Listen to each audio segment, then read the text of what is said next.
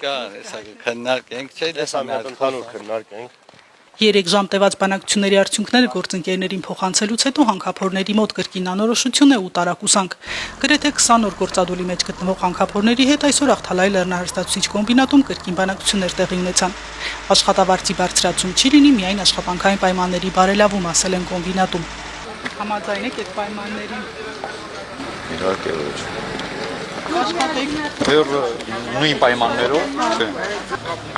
Ասում են պայմաններով չեն աշխատում։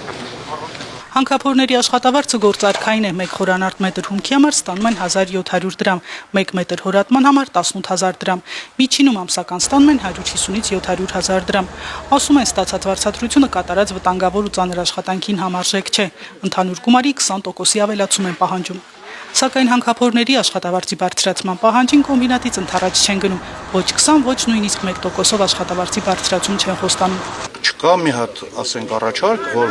դա 20%-ը չէ, 1% ենք ավելացնում։ Չկա այդ առաջարկը։ Եթե լինի, դա ուրիշ է։ Կարանք արդեն մեր մեջ քննարկենք, որ դե հա հասկանում ենք հիմնական բատա իրավիճակը վերջը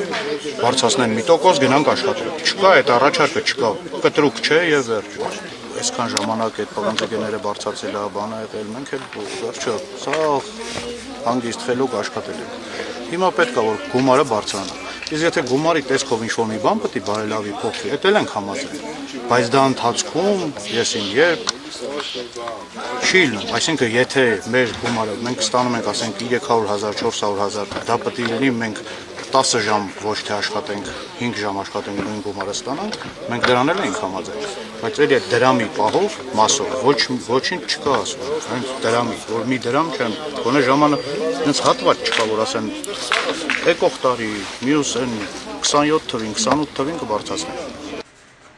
Գործադուլավորները դեռ անորոշության մեջ են, առայժմ քննարկում են բանակցությունները, որպեսզի որոշեն հետագա անելիքները։ Քաղաքացու ձայնը Լոռու մարզի Աղթալա բնակավայրից։